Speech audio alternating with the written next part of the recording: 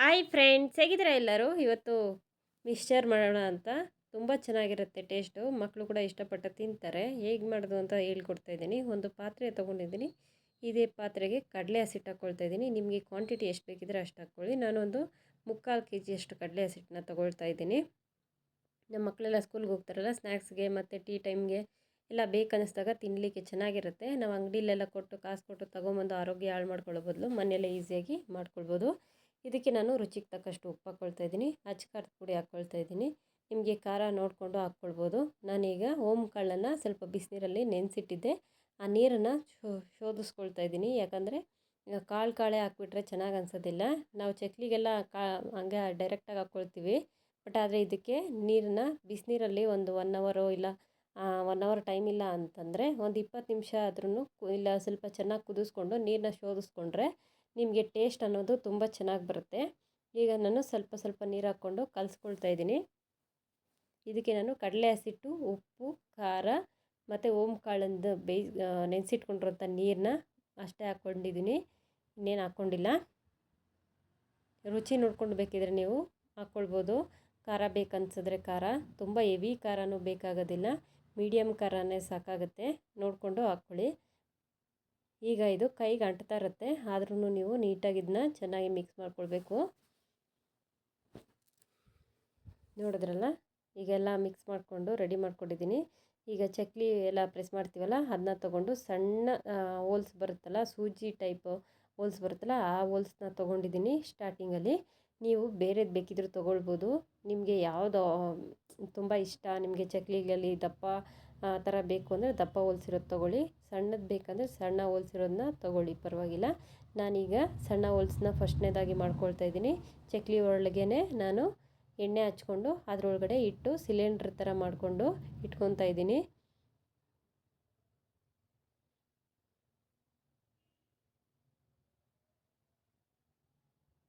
ಕೈಗೆ ಅಂಟ್ತಾ ಇರುತ್ತೆ ಸ್ವಲ್ಪ, ಆದರೂ ಪರವಾಗಿಲ್ಲ. ಯಾಕಂದರೆ ಇದು ಕಡಲೆ ಹಸಿಟ್ಟಲ್ವ, ಕೈಗೆ ಒಂಚೂರು ಅಂಟ್ದಂಗೆ ಆಗುತ್ತೆ.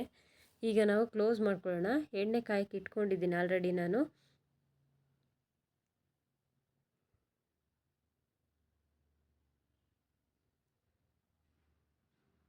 ಎಣ್ಣೆ ಕಾದಿದೆ. ಇದಕ್ಕೆ ನಾವು ಈಗ ಬಿಟ್ಕೊಳ್ಳೋಣ. ಸ್ವಲ್ಪ ಒಂದು ಚೂರು ಬಿಟ್ಟು ನೋಡಿದ್ರೆ ಎಣ್ಣೆ ಕಾದಿದೆಯಾ ಇಲ್ಲ ಅಂತ ಗೊತ್ತಾಗುತ್ತೆ. ಚೂರು ನಾವು ಹಿಟ್ಟನ್ನು ಬಿಟ್ಟಾಗ ಎಣ್ಣೆ ಮೇಲೆ ತೇಲ್ಕೊಂಡು ಬಂದರೆ ಎಣ್ಣೆ ಕಾದಿದೆ ಅಂತ, ತೇಲಿಲ್ಲ ಹಿಟ್ಟು ಒಳಗಡೆ ಹೋಗಿ ಕುತ್ಕೊಂಡ್ಬಿಡುತ್ತೆ ಅಂತಂದರೆ ಅದು ಎಣ್ಣೆ ಕಾದಿಲ್ಲ ಅಂತ ಗೊತ್ತಾಗುತ್ತೆ. ಈಗ ಸಣ್ಣದಲ್ಲಿ ನಾವು ಪ್ರೆಸ್ ಮಾಡ್ಕೊಂಡಿದ್ದೀವಲ್ಲ, ಅದು ಬೇಯ್ತಾ ಇದೆ ನೋಡ್ಬೋದು ನೀವು. ಸಣ್ಣ ಹೋಲ್ಸ್ದ್ರಲ್ಲಿ ಸ್ಟಾರ್ಟಿಂಗ್ ಮಾಡಿಕೊಂಡು ಮತ್ತೆ ನಾನು ಬೇರೆ ಬೇರೆ ಥರ ಮಾಡ್ತೇನೆ. ಈ ವಿಡಿಯೋ ಕೊನೆ ತನಕ ನೋಡಿ, ನಿಮಗೆ ಗೊತ್ತಾಗುತ್ತೆ. ತುಂಬ ಈಸಿ ಇದೆ ಮಾಡೋದು ಕೂಡ, ತುಂಬ ಜಾಸ್ತಿ ಇಂಗ್ರೀಡಿಯೆಂಟ್ಸ್ ಏನು ಬೇಕಾಗೋದಿಲ್ಲ. ಕ್ರಿಸ್ಪಿನೆಸ್ ಅಂತೂ ತುಂಬ ಚೆನ್ನಾಗಿ ಬಂದಿದೆ. ನೀವು ಹೊರಗಡೆ ಹೋಗಿ ಮಿಕ್ಸ್ಚರ್ ತರಬೇಕು, ಬೂಂದಿ ತರಬೇಕು, ಈ ಥರ ನೆಸೆಸಿಟಿನೇ ಇರೋದಿಲ್ಲ. ಮನೆಯಲ್ಲೇ ಈಸಿಯಾಗಿ ಮಾಡ್ಕೊಳ್ಬೋದು. ಇದೀಗ ಚೆನ್ನಾಗಿ ಫ್ರೈ ಆಗಲಿ. ಎರಡು ಕಡೆ, ಒಂದು ಕಡೆ ಬೇಯಿಸ್ಕೊಂಡು ಮತ್ತು ಇನ್ನೊಂದು ಕಡೆ ಟರ್ನ್ ಮಾಡಿಕೊಂಡು ಬೇಯಿಸ್ಕೊಳ್ಳೋಣ. ನೀವು ಟರ್ನ್ ಮಾಡ್ಕೊಳ್ಳಿಕ್ಕೆ ಒಂದು ಜಾಲದ ಎರಡು ಜಾಲದ ಇಟ್ಕೊಂಡ್ರೆ ಬೆಸ್ಟ್ ಆಗುತ್ತೆ. ಯಾಕಂದರೆ ಒಂದೇ ಸರ್ತಿ ತಿರುಗಿಸ್ಲಿಕ್ಕೆ ಒಂದು ಸೈಡಿಂದ ಆಗೋದಿಲ್ಲ. ಇಲ್ಲಾಂದರೆ ನೀವು ಚಿಕ್ಕ ಚಿಕ್ಕದಾಗಿ ನೀವು ಬಿಟ್ಕೊಳ್ಬೇಕಾಗತ್ತೆ ಈ ಥರ.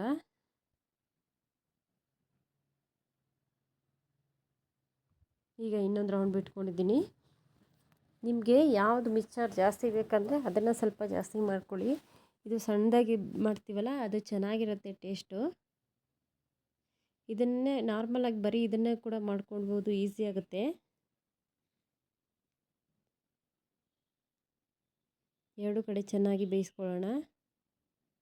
ರೆಡಿ ಆಯಿತು ನೋಡ್ಬೋದು ನೀವು. ಈ ಕಲರ್ ಬಂದರೆ ಸಾಕಾಗುತ್ತೆ, ತುಂಬ ಜಾಸ್ತಿ ಕಲರ್ ಬೇಡ. ಯಾಕಂದರೆ ನಾವು ಕಲರ್ ಏನೂ ಹಾಕಿಲ್ಲ, ಬರೀ ಅಚ್ಚಕಾರದ ಪುಡಿ ಮಾತ್ರನೇ ಹಾಕ್ಕೊಂಡಿರೋದು.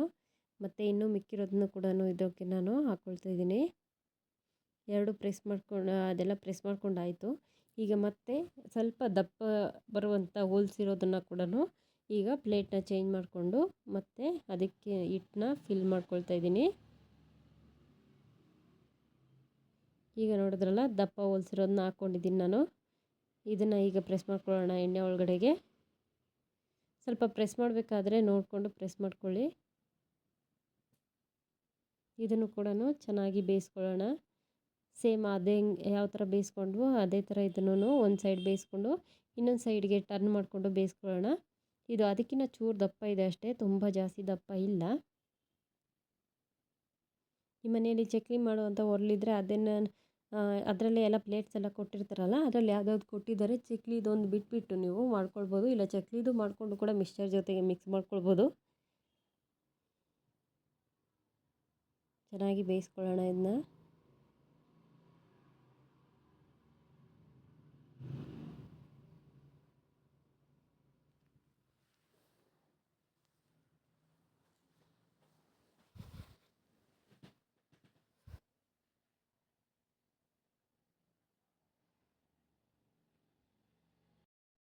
ಮತ್ತು ಅದಾದಮೇಲೆ ಮತ್ತೇನು ಚಕ್ಲಿ ಇದರಲ್ಲೇ ಬರುತ್ತಲ್ಲ ಪ್ಲೇಟು, ಮತ್ತೆ ಚೇಂಜ್ ಮಾಡಿ ಪ್ಲೇಟ್ನ ಮತ್ತೆ ಅದರಲ್ಲಿ ಪ್ರೈಸ್ ಮಾಡ್ಕೊಂಡು ಇಟ್ಕೊಂಡಿದ್ದೀನಿ. ಆಪ್ಷನಲ್ಲು ನಿಮಗೆ ಇದೆಲ್ಲ ಇದೇ ಥರ ಬೇಕು ಅಂತ ಏನಿಲ್ಲ, ನಿಮಗೆ ಕಡ್ಡಿ ಥರ ಬೇಕಿದ್ದರೂ ಅದೇ ಥರ ಮಾಡ್ಕೊಳ್ಬೋದು, ಈಸಿ ಆಗುತ್ತೆ.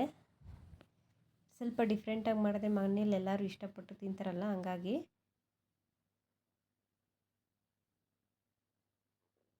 ತೆಗಿಬೇಕಾದ್ರೇ ಕ್ರಿಸ್ಪಿ ಅನ್ನೋದು ನಿಮಗೆ ಗೊತ್ತಾಗ್ಬಿಡುತ್ತೆ. ಆಲ್ಮೋಸ್ಟು ಗೋಲ್ಡನ್ ಕಲರ್ ಬಂದರೆ ಸಾಕಾಗುತ್ತೆ, ತುಂಬ ಜಾಸ್ತಿ ಬ್ರೌನ್ ಆಗೋದೇನು ಬೇಡ.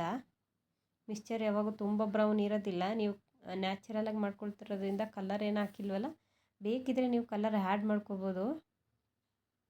ಫುಡ್ ಕಲರು ಅಥವಾ ಆರೆಂಜ್ ಕಲರು ಇಲ್ಲ ಅರಿಶಿನ ಪೌಡರು ಯಾವುದಾದ್ರೂ ಉಪಯೋಗಿಸೋಂಗಿದ್ರೆ ಉಪಯೋಗಿಸ್ಕೋಬೋದು. ನೀವು ಇದೇ ಥರ ನಮ್ಮ ವೀಡಿಯೋಸ್ನ ಡೈಲಿ ನೋಡೋದಾದರೆ ನಿಮಗೆ ಕಂಪಲ್ಸರಿ ಮತ್ತೆ ನಾನು ಕಲರ್ ಚೇಂಜ್ ಮಾಡಿ ಕೂಡ ಮಾಡೋದನ್ನು ತೋರಿಸ್ಕೊಡ್ತೇನೆ. ಅಂದರೆ ಕಾಶ್ಮೀರಿ ಚಿಲ್ಲಿ ಪೌಡರ್ ಉಪಯೋಗಿಸ್ಕೊಂಡು ಫುಡ್ ಕಲರ್ ಜಾಸ್ತಿ ಉಪಯೋಗಿಸೋದು ಬೇಡ, ಹೆಲ್ತ್ ಒಳ್ಳೆಯದಾಗೋದಿಲ್ಲ. ಮಕ್ಕಳೆಲ್ಲ ಇರೋದ್ರಿಂದ, ನಮ್ಮ ಮನೇಲಿ ಮಕ್ಕಳಿರೋದ್ರಿಂದ ಸ್ವಲ್ಪ ಇವತ್ತು ಹಾಕಿಲ್ಲ ನಾನು, ಒಂದೊಂದು ಸತಿ ಹಾಕ್ಕೊಳ್ತೇವೆ ಗೋಬಿ ಆ ಥರದ್ದು ಮಾಡಿದಾಗ. ಇದೆಲ್ಲ ನೋಡಿದ್ರಲ್ಲ ಚೆನ್ನಾಗಿ ಬೆಂದಿದೆ.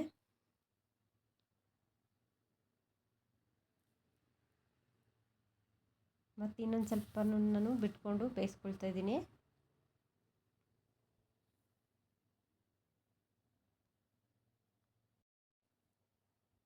ಈಗ ಎಲ್ಲನೂ ತಗೊಂಡು ಮತ್ತೆ ನಾನು ಕಡಲೆ ಹಸಿಟ್ಟೊಂದು ಸಣ್ಣ ಬೌಲಷ್ಟು ತೊಗೊಂಡಿದ್ದೀನಿ. ಇದಕ್ಕೆ ಅಚ್ಕಾರದ ಪುಡಿ, ಉಪ್ಪು, ಸ್ವಲ್ಪ ಅಕ್ಕಿ ಹಸಿಟ್ಟು ಹಾಕ್ಕೊಂಡು ನೀರಾಗಿ ಕಲಿಸ್ಕೊಳ್ತಾ ಇದ್ದೀನಿ. ಇದು ಬಂದುಬಿಟ್ಟು ಖಾರ ಬುಂದಿಗೆ ಕ್ರಿಸ್ಪಿ ಚೆನ್ನಾಗಿದ್ರೆ ಚೆನ್ನಾಗಿರುತ್ತೆ ಅಂದ್ಬಿಟ್ಟು ನಾನು 1 ಟೇಬಲ್ ಸ್ಪೂನಷ್ಟು ಅಕ್ಕಿ ಹಿಟ್ಟನ್ನ ಹಾಕ್ಕೊಂಡಿದ್ದೀನಿ. ನೀವು ಇದಕ್ಕೂ ಕೂಡ ಹಾಕ್ಕೊಳ್ಬೋದು ಅಕ್ಕಿ ಹಿಟ್ಟು. ನೋಡಿದ್ರಲ್ಲ ಚೆನ್ನಾಗಿ ಮಿಕ್ಸ್ ಮಾಡ್ಕೊಂಡಿದ್ದೀನಿ. ಕಡಲೆ ಹಸಿಟ್ಟು, ಉಪ್ಪು, ಖಾರ ಮತ್ತು 1 ಟೇಬಲ್ ಸ್ಪೂನ್ ಅಕ್ಕಿ ಹಿಟ್ಟು, ಇದಿಷ್ಟನ್ನು ಕಲಿಸ್ಕೊಂಡು ನೀರಾಗಿ ಕಲಿಸ್ಕೋಬೇಕು, ತುಂಬ ಗಟ್ಟಿ ಬೇಡ, ಬೂಂದಿಗಲ್ವ ಅದಕ್ಕೆ ಸ್ವಲ್ಪ ತೆಳುವಾಗಿರಬೇಕು. ಚೂರು ನೀರು ಹಾಕ್ಕೊಂಡು ಮತ್ತೆ ಕಲಿಸ್ಕೊಳ್ತಾ ಇದ್ದೀನಿ. ಗಂಟು ಇಲ್ದಂಗೆ ಕಲಿಸ್ಕೋಬೇಕು ಇದನ್ನು ಹಸಿಟ್ಟನ್ನ. ಈಗ ನಾನು ನೋಡಿದ್ರಲ್ಲ ಈ ಥರ ಇದು ತೊಗೊಂಡಿದ್ದೀನಿ, ಹೊಲ್ಸಿರುವಂಥದ್ದು 1 ಸ್ಪೂನ್ ತೊಗೊಂಡು ಒಂದು ಸೌಟಲ್ಲಿ ಹಾಕ್ಕೊಳ್ತಾ ತಿರುಗಿಸ್ಕೊಟ್ಕೊಳ್ತಾ ಇದ್ದೀನಿ. ಈ ಥರ ತಿರುಗಿಸ್ಕೊಡೋದ್ರಿಂದ ಬೂಂದಿ ಅನ್ನೋದು ಚೆನ್ನಾಗಿ ಹೋಲ್ಸಲ್ಲಿ ಕೆಳಗಡೆ ಬೀಳ್ತಾ ಚೆನ್ನಾಗಿ ಬೇಯುತ್ತೆ.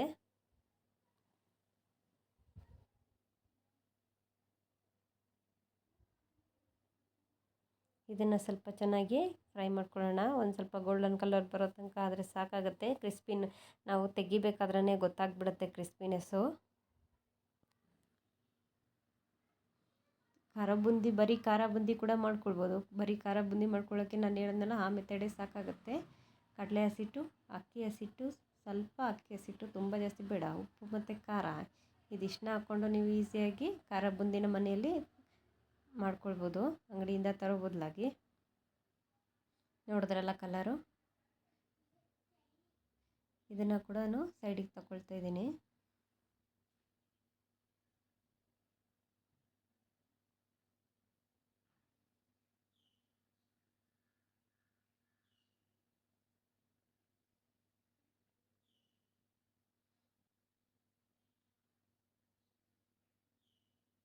ಇದನ್ನೆಲ್ಲ ಸೈಡಿಗೆ ತಗೊಂಡಾದ್ಮೇಲೆ ಮತ್ತು ಇನ್ನೂ ಮಿಕ್ಕಿರೋ ಹಿಟ್ಟನ್ನ ಕೂಡ ಸೇಮ್ ರೀತಿಯಲ್ಲಿ ಇದನ್ನು ಮಾಡ್ಕೊಳ್ಳೋಣ.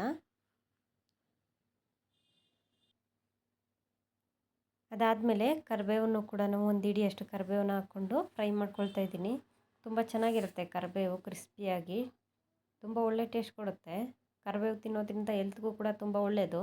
ಈಗ ಕರಿಬೇವು ಕೂಡ ಫ್ರೈ ಆಯಿತು ನೋಡ್ಬೋದು ನೀವು. ಇದನ್ನು ಕೂಡ ತಗೊಂಡು ಒಂದು ಸೈಡ್ಗೆ ತೊಗೊಳ್ತಾ ಇದ್ದೀನಿ. ನೀವು ನ್ಯೂಸ್ ಪೇಪರ್ ಏನಾದರೂ ಅದ್ರ ಮೇಲೆ ಹಾಕ್ಕೊಂಡ್ರೆ ಚೆನ್ನಾಗಿ ಎಣ್ಣೆ ಅನ್ನೋದೆಲ್ಲನೂ ಹೋಗ್ಬಿಟ್ಟು ನಿಮಗೆ ಚೆನ್ನಾಗಿರುತ್ತೆ. ನಾನು ನ್ಯೂಸ್ ಪೇಪರ್ ಮೇಲೆ ಹಾಕ್ಕೊಂಡಿದ್ದೀನಿ.